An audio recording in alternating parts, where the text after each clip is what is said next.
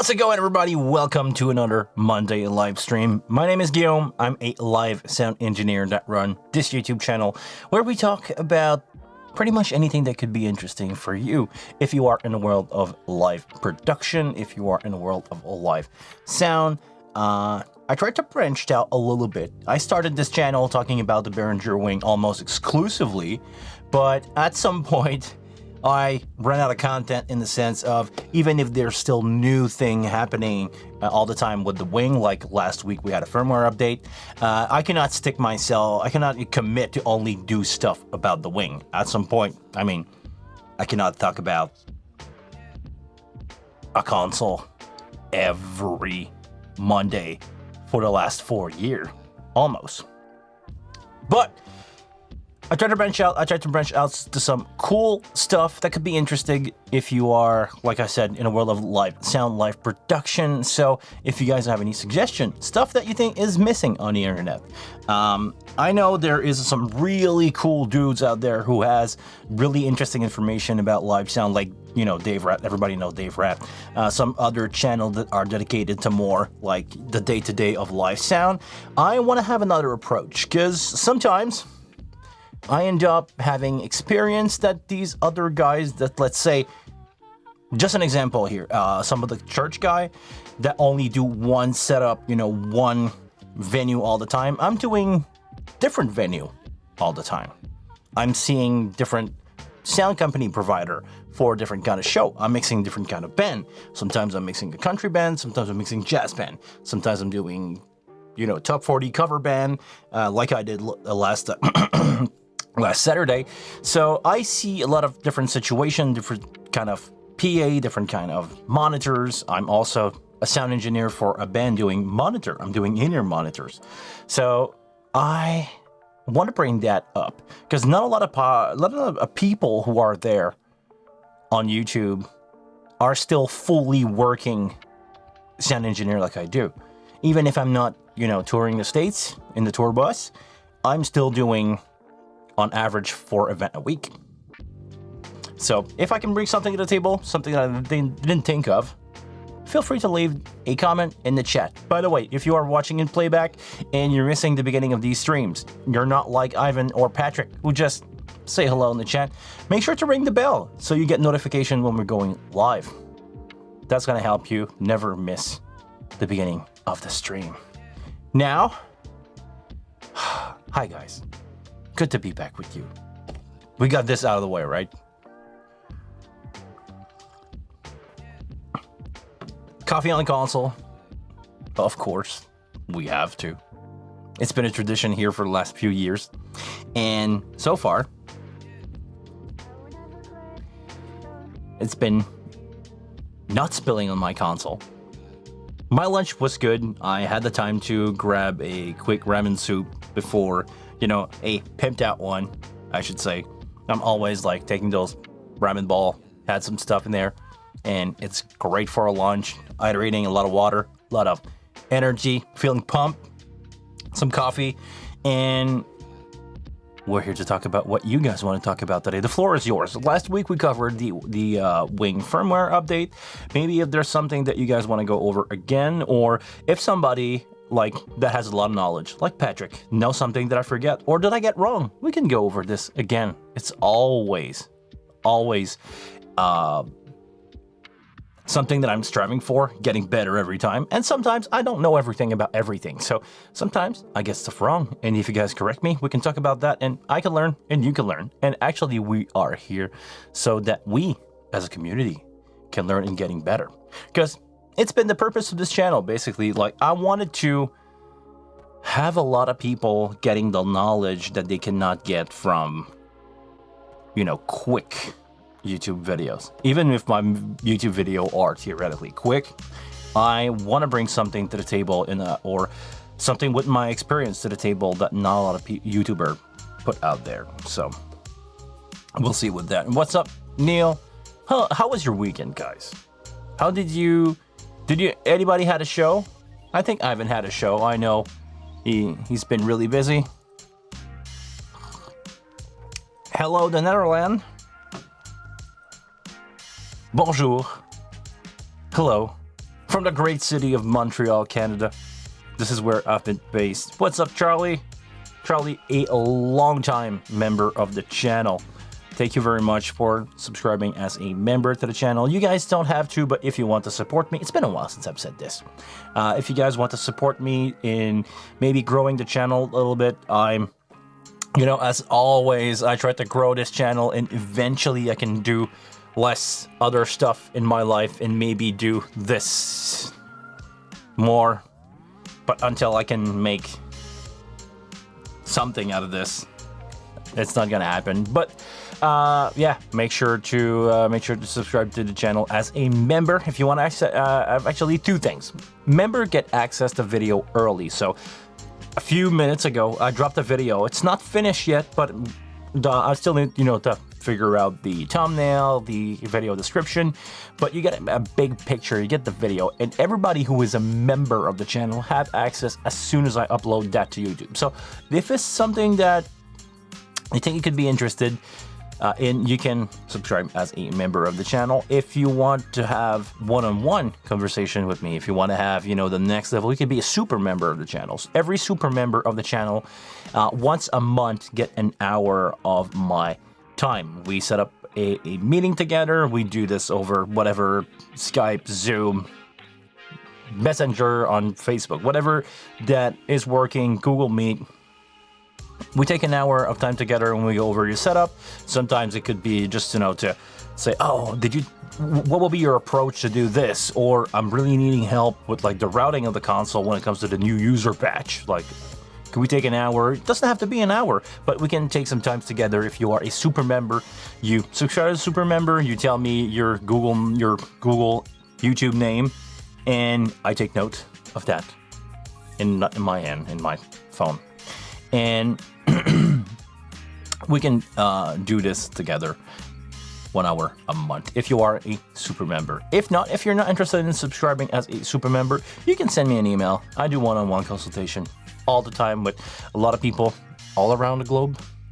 So if you guys are interested in that, send me an email. I'm going to tell you my fee for a session. It's probably cheaper to become a channel member, but some people don't want to go over that. They don't want to give money to Google, because let's be honest, it's fairly cheap to subscribe as a super member, and I don't get half of that as a content creator. YouTube take a big cut of what's happening here, but they have server to host the file that I provide, and they basically provide a service.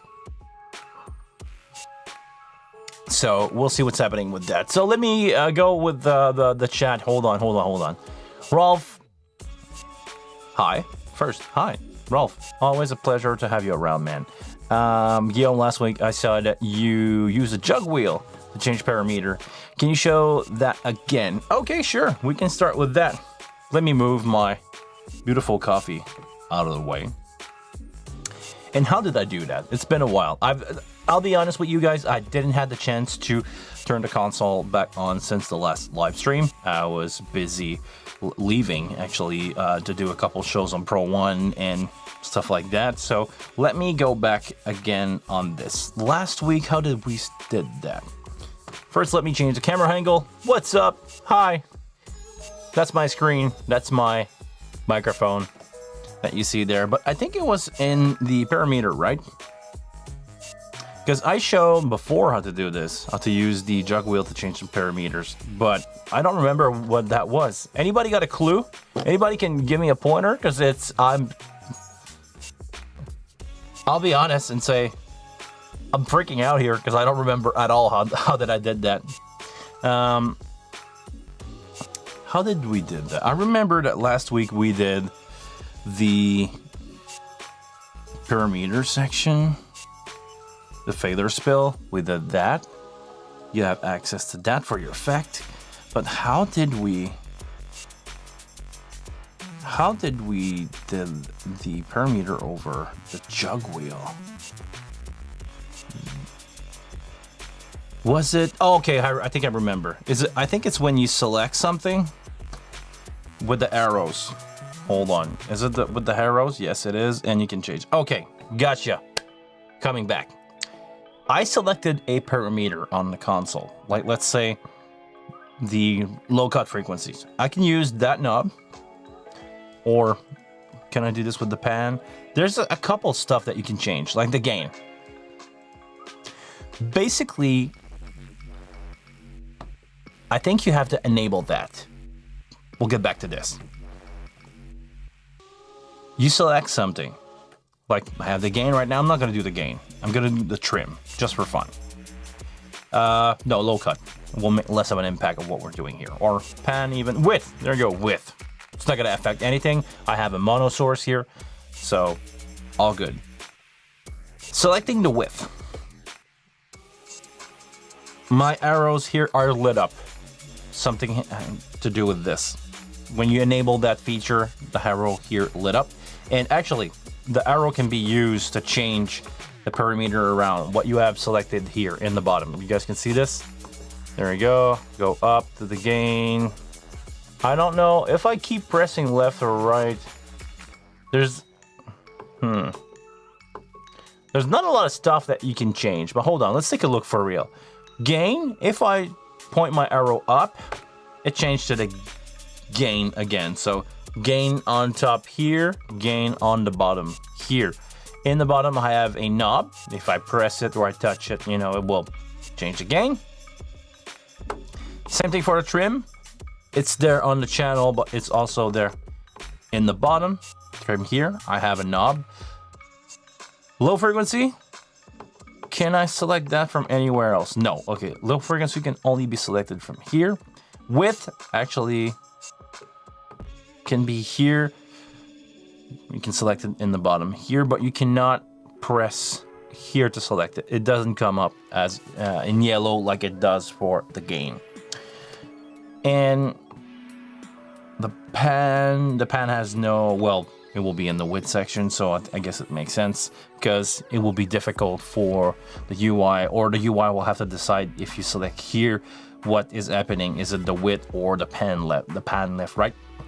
But basically, everything that is in yellow here is what you can control with the wheel.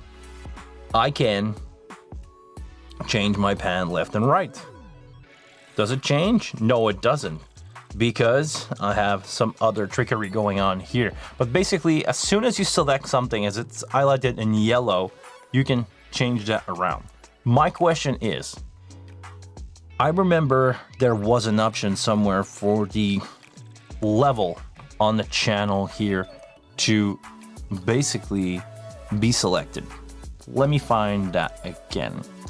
It has something to do with surface, I'm gonna guess. Metering, general, no. Channel touch strip select, no. But it's something to do with. I think I remember it was a confusing information. Maybe that was removed. If anybody has a clue in the chat of what that is. Was it this? And if I go here, but there was a way, I remember, to have the fader here highlight in yellow, and if that would be the case, I think you can control it with the jug wheel. Let me see if we can dive into this. Let's see the perimeter that we have access. The metering, that's probably not there. Select double click for bus, no. Tap tempo, no. Send on fader, no. Show center fader frame, show source control, show fader value on scribble strip. That's really fun. New feature that was added. F1 as a custom control. That's for everything that is up there.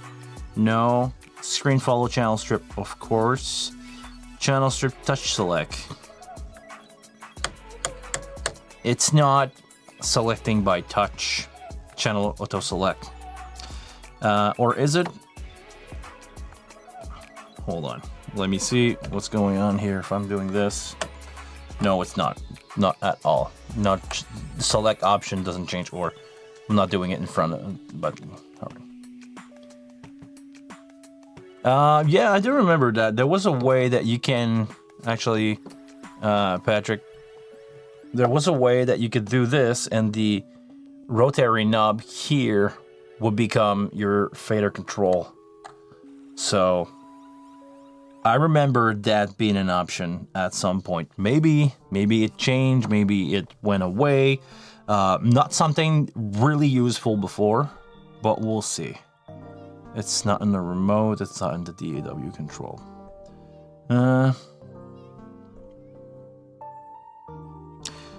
Is it touch fader select? Let's see. Yes. I can now move the fader with my knob here. Let's see if it worked with the jug wheel. Yes, it does. It's confusing because of the term here.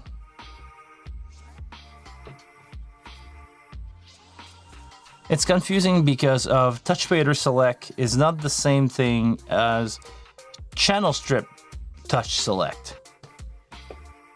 Could be confusing. I get it, but at first, like, if I just woke up and you asked me, I would be like, hold on, give me a minute. Gonna get a coffee, bro.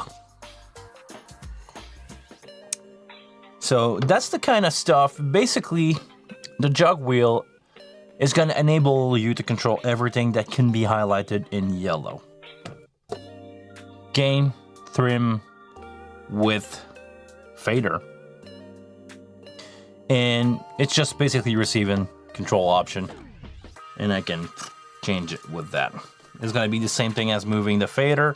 Not as smooth, but it's gonna work, you know. If I want to do this, it's gonna do it. So that's a cool thing. Thank you very much, Ralph, for pointing that out. Maybe I went over that too fast last stream.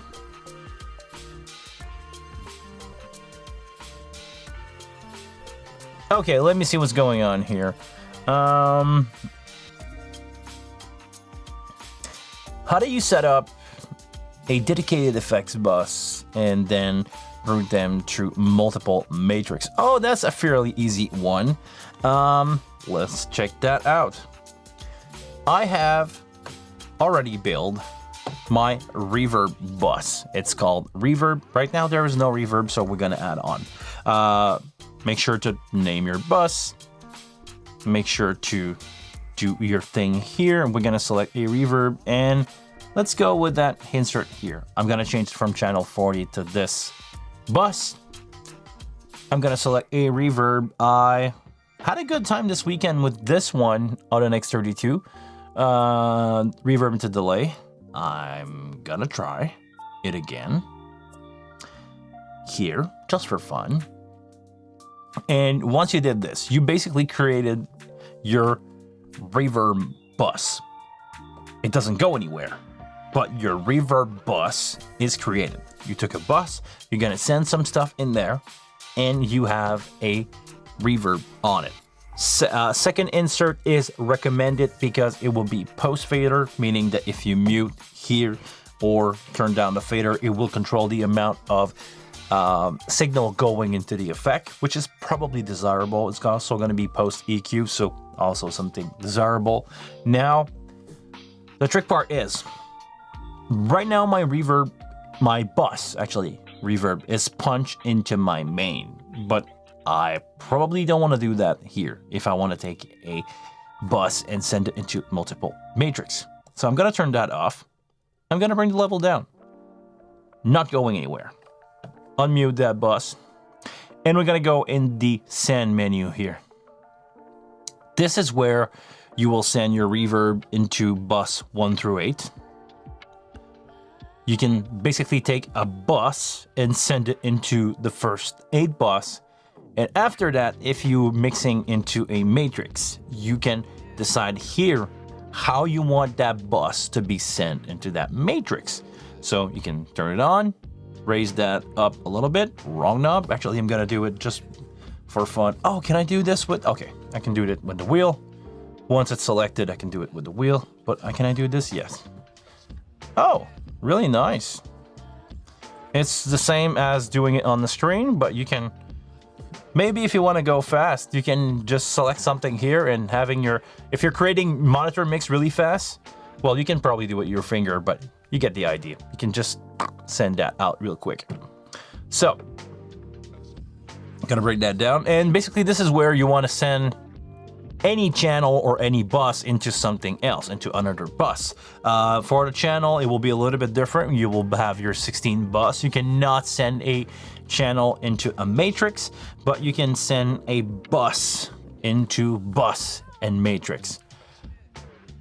I don't know if it's confusing or not, but it's all gonna happen in that little icon here in the bottom, that little send menu, your bus send menu. The jog wheel work with effects too, yes, sure, it does. Hold on, it's selected. It's not in yellow. This one is in white, but it's selected. As long as you have something that is selectable, like the high cut, I can change the high cut. Or is that the feet? No, it's the high cut. Yeah. As long as you have something selected, it's the same as the unnamed or the multiple purpose knob that is just under the flashing light here under the view meter. As long as you have something selected, it's gonna affect it. So it's basically a backup if you end up with, for some reason, one of the knobs broken. You can use this. You can use the jog wheel. You can also just use, I mean, your finger in your effect, but it's an option. You have option. A lot of option with the wing. That's what it is. So, yeah, this is basically it. You create your bus. You take your bus and you're sending out into a matrix if you want to. I'm gonna do this here. Send that to 0. And yeah, of course, you have the option to be pre or post fader. Pre fader, I think in this situation will not send the reverb, so we're gonna try it out just to make sure this is working. I'm gonna take my channel here. I'm gonna bring that down. I'm gonna bring that down, that out. And my reverb is actually a post fader send that I decided to create, and I'm gonna create one here. I'm gonna send that into reverb, and we're not hearing this because it's gonna be sent into a matrix. I cannot send my matrix back into my main out, so we're gonna cheat here a little bit. I'm gonna do a post, or a pre-fader main send, which will be the same result anyway. So I'm gonna turn that on, and because it's pre going into the main, oh no, hey, is it working? No, it's not working. I'm just doubling up on the signal going there. But let's say if I'm taking that to post, because my effect is post fader, basically the fader on your channel strip on your bus is here. If it was pre fader sent to the matrix, which I don't know why you want to do this, you can use that effect here and that's gonna work. But in this scenario, we want to use post fader because that will allow you to mix the amount of effect that you're sending back into the matrix. English is not my first language, so I don't know. Matrix or matrix? Matrix, I think. I hope that helped. I hope that answered your question. If I'm not clear about that, make sure to give it a thumbs up. Make sure to send some stuff my way. I'll make sure to make that clear, or as much as I can for you. This is why we're here. Oh, okay, moving on to the chat. Patrick, you're doing a bass, and you have a 4 seconds ad. Patrick, you're doing a bass neck, so your CNC is going really well. Then you are really cranking that thing, right? Some people are lucky enough in life to have a CNC machine, which is something that I thought I would do at some point, but life has changed, plan has changed, and I never ending up buying one because I used to be a huge guitar nerd. I, for some reason now, don't play as much or almost at all. Yesterday, funny enough, I took the SG out. I'm a huge Gibson SG fan, so I took the SG out and It's funny how fast you can lose 15 years of work in like 2 years. I played a lot for 15 years, and now I don't do it anymore. Basically, since the pandemic, I almost stopped playing. And it's crazy how I forget songs and how my finger do not, like, I remember how to do stuff, but my fingers are not following anymore. So I need to get back in shape. There's a minimum that I want to keep, you know. I'm struggling to pick now. Some heavy stuff, like, you know, fast. I'm struggling to pick. So I need to get back on guitar a little bit. If I only had, the thing is, I don't have any reason to play guitar anymore because I basically trade my passion for music for the YouTube channel. Everything that I do outside of work is basically the YouTube channel, filming videos, filming some stuff, and working with people on, you know, server or stuff like that. So I need to get back into music, and we'll see what's going on with that. I think I can talk about that. My living situation is going to change. Maybe not this year, but maybe next year. I'm thinking about selling the house and moving into probably a condo somewhere closer to where my mom is living. She's not getting young anymore, and I think if I'm not too far out, it will be a better option. I'm still staying really close to Montreal because that's basically where my work base is, but we'll see what's going on with that. Maybe something else will happen. Maybe somebody will see this YouTube channel, say, hey, I want to hire you as a sound engineer for my next tour, and I'm gonna leave for 2 years on tour, like one of my friend is doing right now. He just finished a couple runs of show in South America. He's leaving for Europe this weekend. So who knows? Maybe I'm one phone call away to say, oh, I'm going to keep the house and being out for 3 years. Who knows?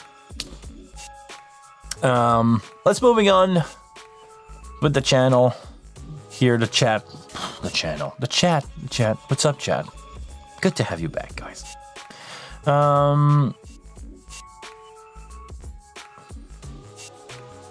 Is it possible to get custom button to solo a specific channel that may not be on the top layer? That's a really, really cool question, Neil. Let's dive into this. Let's take a look at what's going on here. And I think if it's not a feature, it should be. What I mean is, we should have a custom control. I'm going to say almost like a macro. Maybe macro is not a thing that the Wing will ever have, but for those of you who don't know, a macro is basically a one button that you can write a bunch of function to. So my OBS is launching using a macro in the sense of I'm using macro command. I'm using one action to trigger multiple layers of action. And doing like my let's say when I start the show, it starts to a blank scene. It switched to a black window. Then it's gonna start my recording of the show because I'm recording without music. I record just the mic with the video. It's gonna go live on YouTube. It's gonna wait 1 second. It's gonna roll the intro. It's gonna after that the intro is done. It's gonna switch to this view here, and it's gonna, after 6 seconds, popping my name, wait 6 seconds, go with the subscribe, wait 6 seconds, go with the double thumbs up, you know, the one that flip.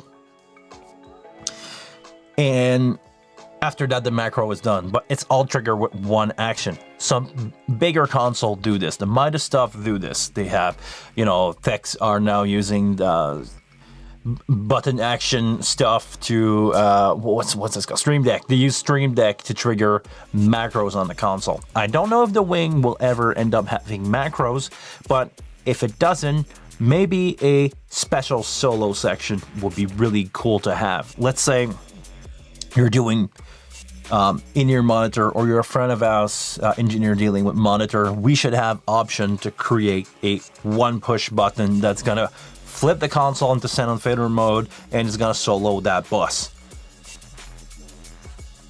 with a single button. And when you take that out, you're coming back. maybe there's a way to do it that I'm just not seeing right now, because I got to tell you, or got to make you guys remember that I'm on the spot right there. I'm talking to the chat, I'm trying to not act like a fool, I'm speaking a second language, and I'm live on YouTube at the same time while reading that and try to give you guys information. So sometimes, you know, sometimes I don't want to justify myself to say stupid stuff, but sometimes I don't see things that are obvious. This is why I have coffee. And I just slow down everything. Coffee.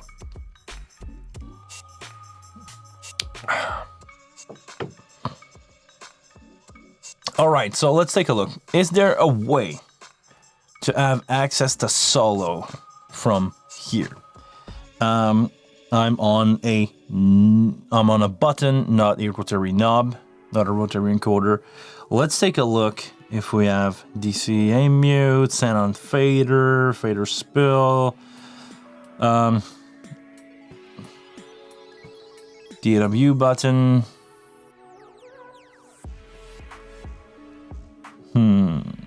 Channel page. Is there a solo option in there? No. Because this could be a really good place where we can find this. Let's say that you select a channel and you go like, I don't want to ohm, I just want to solo it. Because you could do basically a quick action to bring you to ohm, input, filter, gate, whatever. Maybe they could add a solo there. What's up, Joshua? What's Switzerland? What's up, Will? Kansas City in the house. Let's keep going. What I'm trying to do is to set up a special solo. Global page. No. Fader page. That will be the fader bank. You can choose for fader bank, basically. No, I don't want to have that. Overview, no. Other. Okay. Talkback, monitor, global main, monitor A. Monitor A and B, monitor swap. I don't think there is.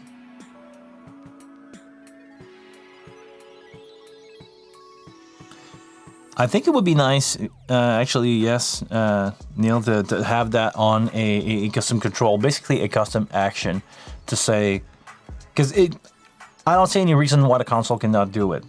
Maybe somebody like Patrick that really knows a lot about buttons and stuff can tell me if it's possible or not, but I think it just needs to be added to the menu. I don't think there's much to it. I think that if you could, you could basically have, you know, on the channel page, have that selected and have like super solo, or I don't know how to name it, but solo access. And yeah, it could make sense, you know, have that all your channel, all your bus. You could say as an example, I want my bus 5 to be set on solo or solo and select, and it could be happening from the page here. I think that double action could exist.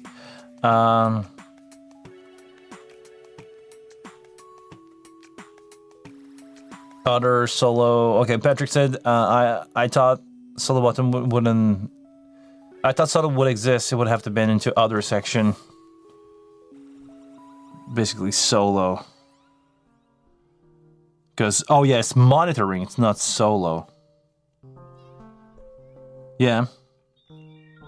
But I'm not like Neil and I are not stupid to think this could be a good idea, right? What's up, the Netherlands? What's up? It's Gerdo. I'm sorry, I never know how to pronounce your name, man. What's up? Hello from Montreal, Canada. Hold on with your question, guys. I'm coming. I try to go with what you guys said.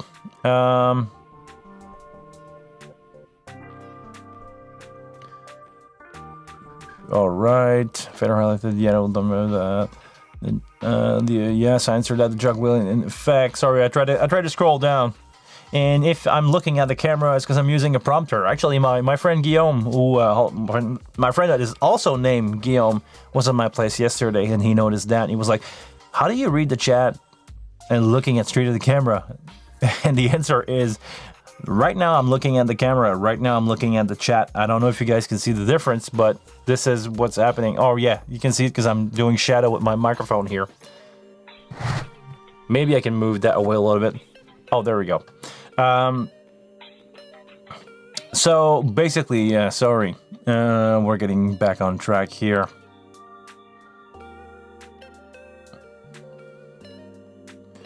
Joshua, I'm considering installing a Dante card inside our wing.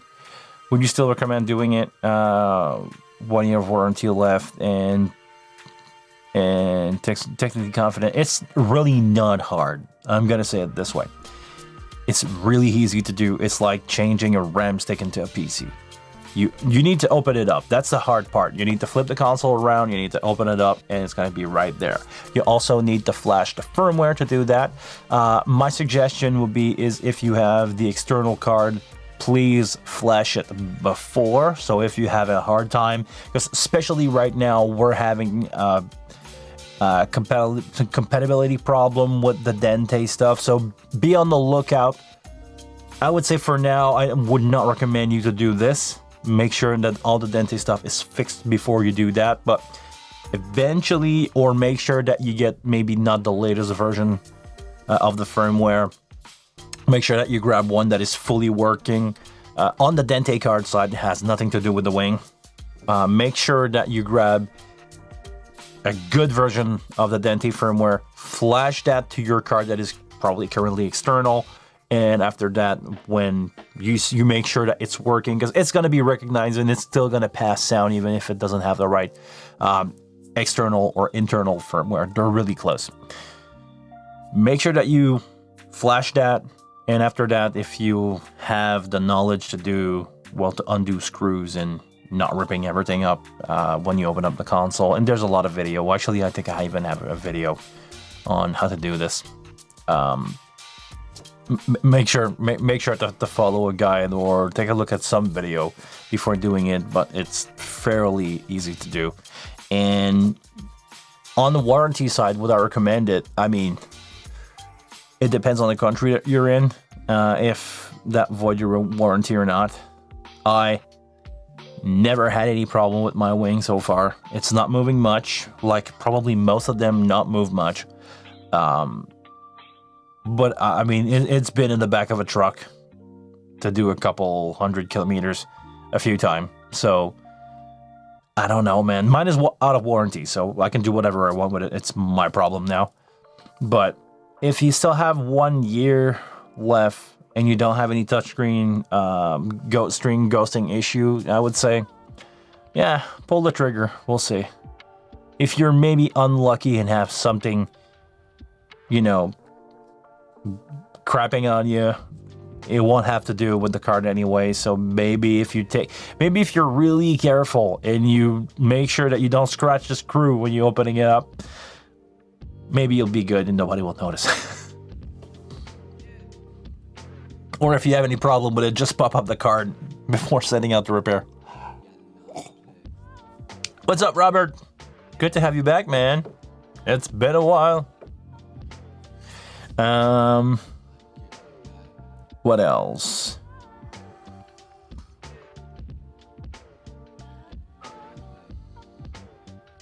If it's not there, you can use the WCC to make it happen until Beringer make it happen. Yes.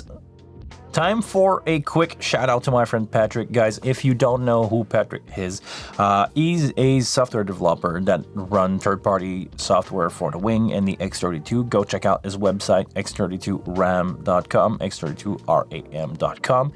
He's got a bunch of software, really cool one, to do like stuff like that, like having a button trigger another action, a converter. I'm not big into software or understand how everything works, so I'm gonna say I don't know. Joshua, thank you very much for the super chat. Really appreciate it. Merci. Thanks to you.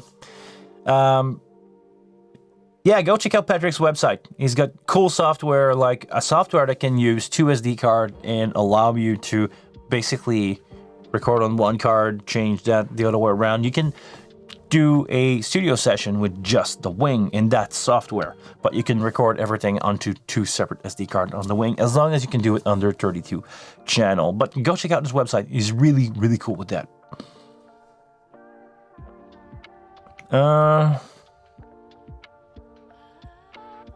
Does the GPIO give out enough power to power LED in my external talkback remote?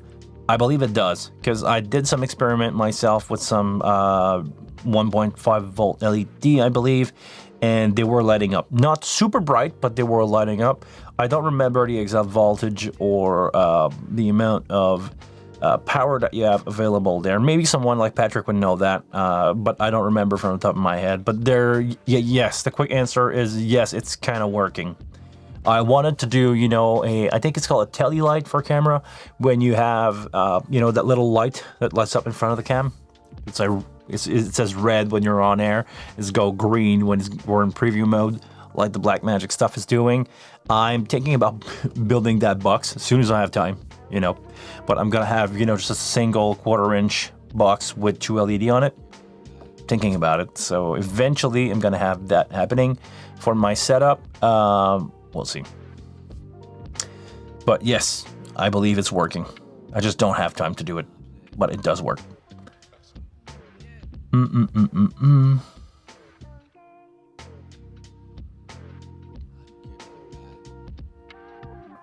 Joshua, you will buy just the Dante card with the Behringer extension thing. Okay, yeah, you can probably make it happen.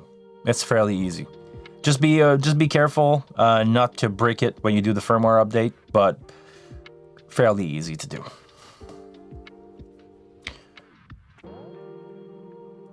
From Kunda. Hi, Lorty. My friend called me Lord. Make sure to call me Lord if you are one of the member of the channel that know. You want to be inside? Call me Lord, like everyone. If you can you please do a Cubase tutorial with the wing? I'm almost giving up on the wing for a studio because it looks like it worked better for live music than studio. It's a weird thing with the wing. I think the core of the console was designed to be a studio live hybrid, more heading towards live. I think the original idea was to replace the X32, but adding a few of the feature for studio guys that the X32 didn't have. So the AW button, the jog wheel, the arrow, the custom section here that can have a lot of things happening. There is not much to it in the sense of it's fairly easy to integrate with Cubase, I believe. I don't know what you want to do with it, so maybe it's a matter of telling me more the kind of stuff that you want to see, because from my perspective, all you need to do is to plug the USB in the back. You need to go in your setup, DAW control, you're setting up Cubase, and you're pretty much good to go. From the console side, after that Cubase, you need to add some Mackie MCU control machine, like displayed here. You have, your first machine here, your second, third option with the last two, and the center section here. Basically, this part here is also part of the first MCU emulation machine that you're gonna add up. And after that, sound-wise, you just need to route your signal, because this is also USB interface, so you just need to go in the routing section, output, USB, and you decide what you want to send into Cubase, and that's pretty much it. To me, it's fairly simple. I can set that up in a matter of minutes. But if you need to know something more specific, sure, let me know. I can try to do it here, but there is not there's not really more, from my understanding, than what I just did here. If you need to tell me, if you need to help with anything, sure, let me know. Oh, funny thing, I just realized something. Hold on. Did you guys see this before? I think that has been changed. When I click here, when it's grayed out like this, it means it's not available. Because right now I'm running my console as a 8x8 interface because I don't need more than that. I only have one microphone. And in the routing menu, when you are on USB and the interface is only 8 channel, it's only going to lit up the first 8, and after that it's going to gray out the rest of the section. But I believe it's the first time that I see not available or N-A in those section here, especially that one here. It's fully NA. I don't know if this is a change to the UI to display the not available option of these routing, but I don't remember seeing this.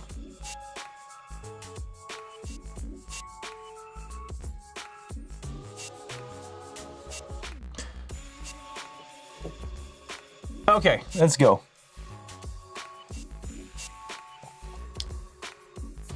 When do you need to set up effects return? I'm gonna say that we're still talking about your bus setup.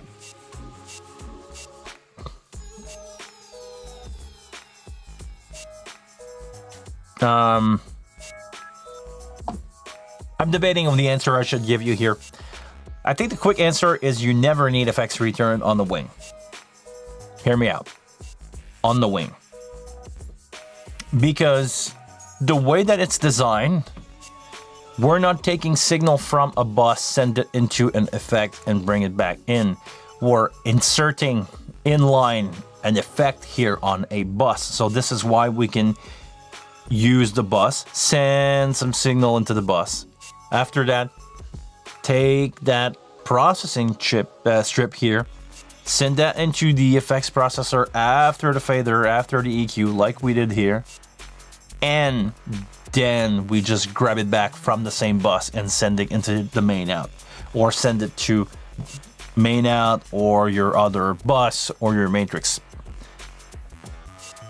I believe you don't need effects return on the wing. You could build some. Some people did build effects return, but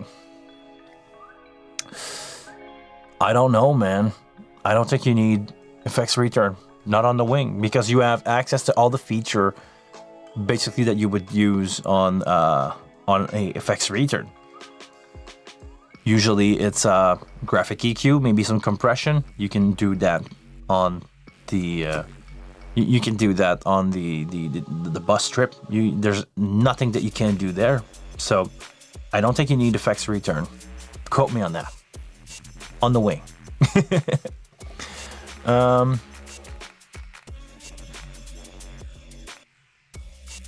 Patrick said, sorry, looking the GPIO power, it's not in there. Okay. Charlie, I use multiple DAW, including Cubase with the wing. Yeah, it's working great. The wing is great for studio. Only check your delay compensation setting. Yes, something that you need to be aware. If you want to do channel strip insertion with the wing, but you don't have to, you can just use the wing to track. Poncho. Hello, on Memorial Day in St. Louis. Yeah, it's an American holiday, I believe. It's not the case here in Canada, but happy holiday for you guys.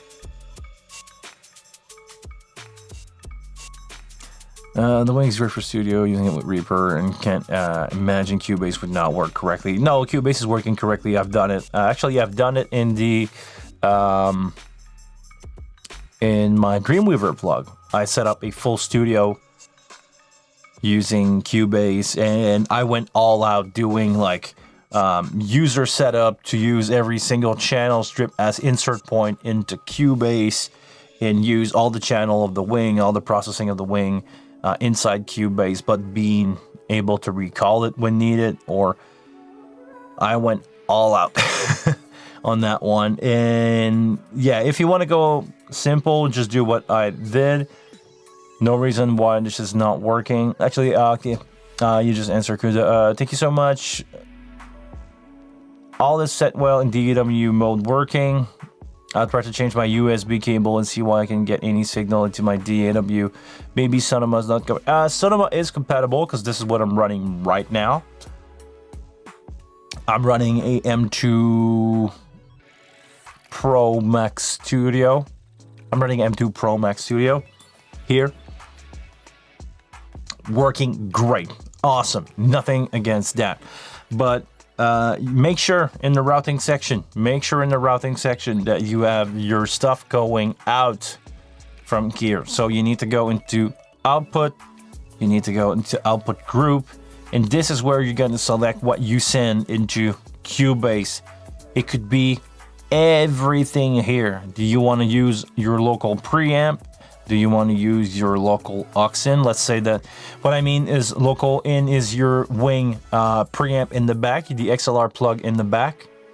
The aux in are the 1/4 inch. So if you have external preamp that you take a line out and plug it into the line in of the wing, you can do that. Yeah, Robert just confirmed that it should be working. So just make sure that you have this routing section correct. Right now, I send my main out into out 1 and 2, so USB in on my computer 1 and 2. Make sure that you got that right on your side. This is probably where you have an issue. So that will be what I would be looking for. And after that, it's just a sound interface. I mean, you set up the gain on the preamp, you set up the gain on your external preamp, and it should go just straight into Cubase.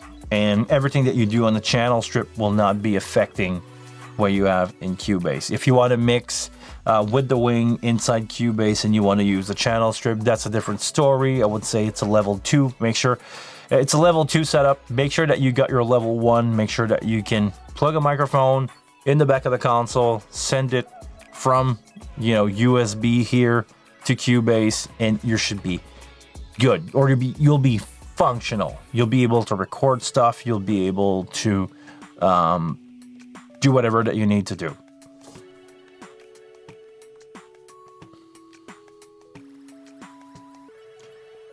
So maybe it's a cable also, but it should be seen and should be detected as an audio interface.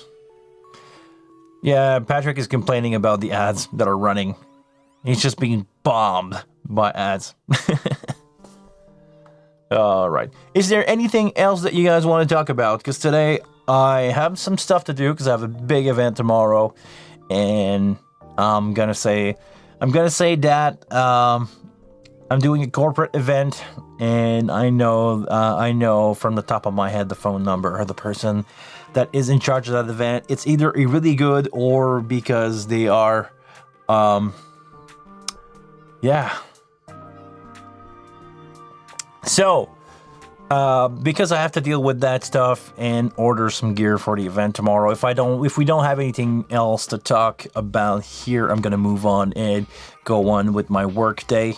Not that I don't like to be with you guys. Actually, I would prefer to be with you guys, but I need to get some stuff done for clients. It's just the nature of the beast. Could you go over setting up compressor for drum, vocal, and percussion instrument? Okay. I'm gonna go over this quickly. Well, not quickly, but we're gonna go over this. Everything should be in the channel strip guy. I believe that if you're building a kick channel, snare channel, everything that you would need. Hey, what's up, Harry? Glad to have you as a member of the channel. Thank you very much for subscribing. Really really cool to have you on board. Thank you for supporting me. I really appreciate that.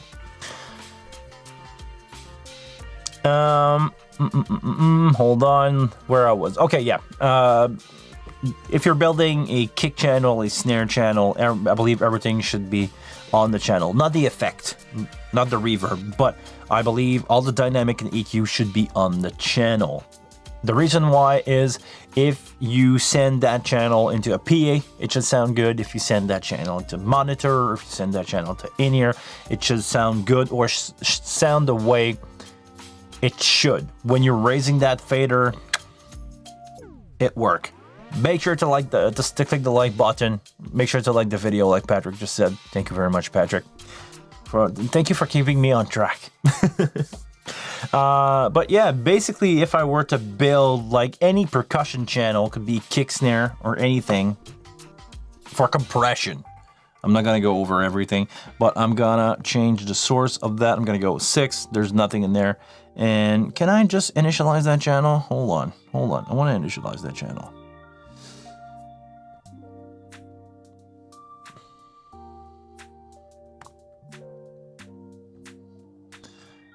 Let's start from something new here. I'm gonna go fully initialize on that channel, channel 37.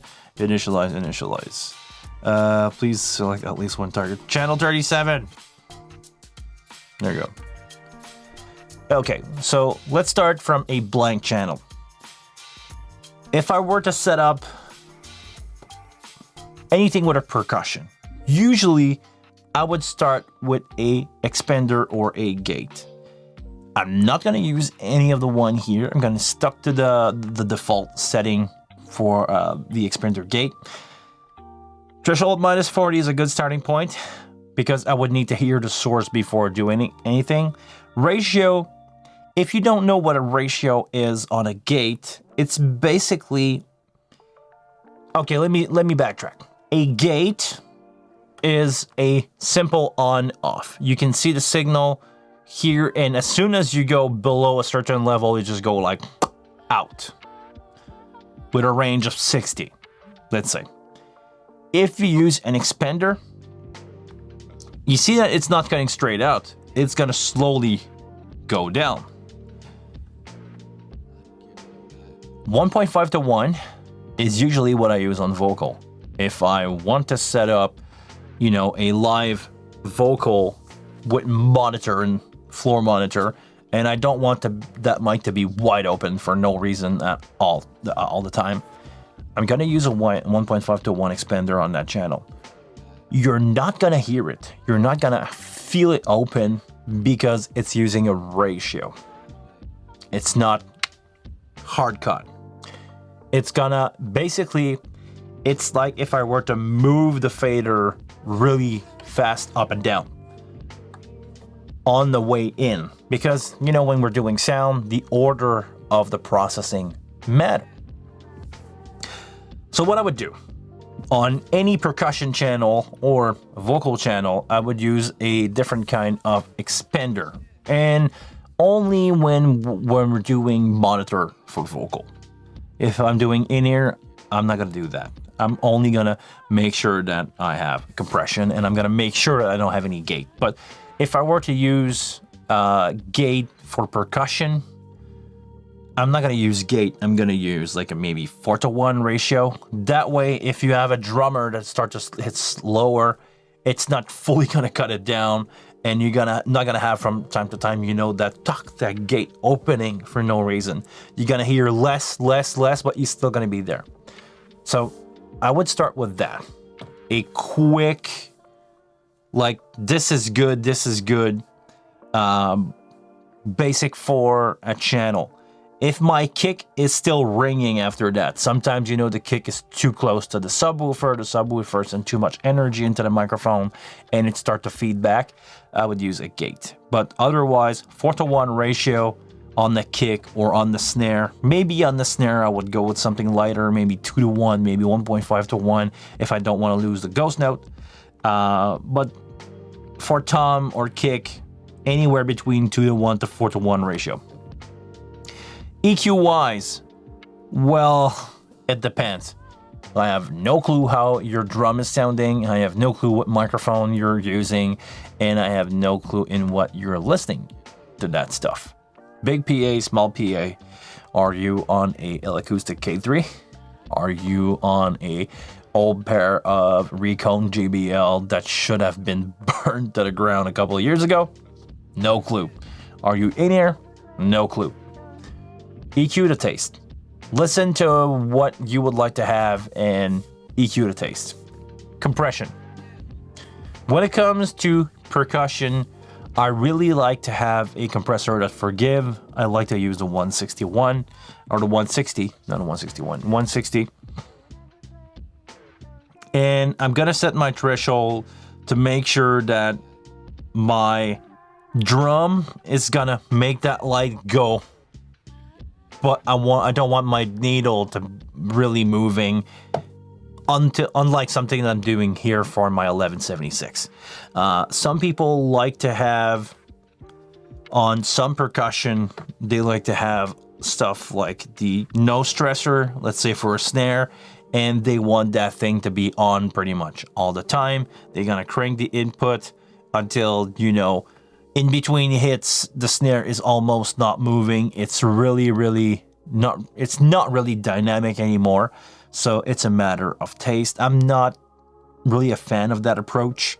Usually I would use something like a 160 and I will apply light compression on drum or percussion because you want them to have momentum. You don't want them to be really, you know, not dynamic, even sounding.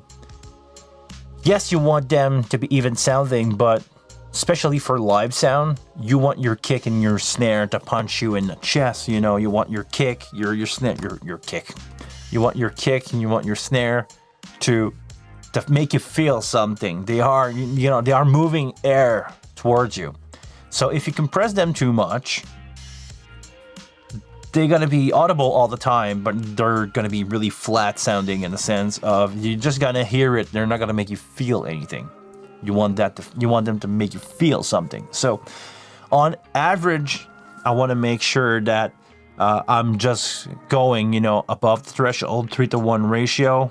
I'll put gain if needed, but you don't want your compressor to be intrusive. You just want to reduce, and if for some reason, you know, the drummers really goes really loud for a certain part of the song, and the compressor compress a little more, sure, let it happen. It's just gonna hold them back a little bit. It should not be, you know, disruptive. So think about that. For kick, is gonna be the same thing. Usually kick is the most even thing for a drummer. They almost hit the same level. And because it's the beater that is not moving, it's almost the same tone every time. So give that a try. Just go like, you know, moving a little bit. And if he's really diving into it, go harder on your compressor. Let it happen. It's going to be fine. Other option for drums or percussion, like I said, or vocal, no stressor. Something that I like, wrong camera. Something that I like is to use maybe 3 to 6 dB compression of that. I'm not a huge fan of going nuke and just destroy everything with it and having it like 20 dB all the time. It works in studio. It doesn't work a lot live because you want to have that dynamic. Also, a good compressor, or my favorite compressor for vocal, is going to be the 1176. If I have a really cool, great singer that has a lot of volume, what I like to do is use 2 compressor. Let's say that we're gonna run in-ear here. I like to have my first thing in the chain to be a 1176, and you have one available in the gate section, and you can end up with a 160 on top of it. Actually, I think I can do that on my voice here. I'm just gonna destroy my preset. I don't care, huh? What do I care? Let's go. Change that for 1176. I'm losing I'm getting some background noise. I'm just gonna reduce this a little bit. I want to make sure that, you know, I'm getting a lot of energy into that 1176. I'm gonna crank down this one for a second here. I'm just gonna play with level. Maybe that's a little hard, and I don't want to talk too loud to you guys, and because I don't want to destroy everything. And I'm gonna change this for a 160. All right, makes more sense now. So minus 18. Sorry, getting a phone call. I'm gonna call you guys back. I'm gonna crank the input of that 1176, and I want to make sure that I'm getting some really vocal live. You want them to be even. Maybe that's a little too hot. Okay, all right. I want to make sure that I compress my 1176 a lot. I see like 3 to 6 dB basically with that 1176. Fast attack, fast release, 4:1 ratio, and I'm evening out the rest of the signal chain with my 160. I'm really compressed right now. That's like crazy amount of compression. If you watch my VU meter here, that's the output VU meter. It's almost not moving. You know, I'm consistent. I don't want to kill it. I don't want to, you know, destroy. And I can probably give it some more here. I don't want to destroy the dynamic of the vocal, but I don't want much. I want to keep it as under control as I can. This is going to bring up some background noise. This is going to bring up some,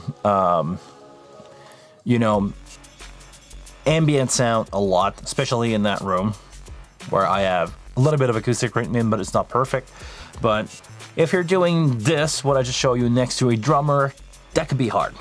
That could be really hard on you. So make sure if you want to do that trick that I just did with double compression, make sure that you are aware of what you have. Make sure that you have a drummer that is not going to bash on a cymbal with a vocal next to it.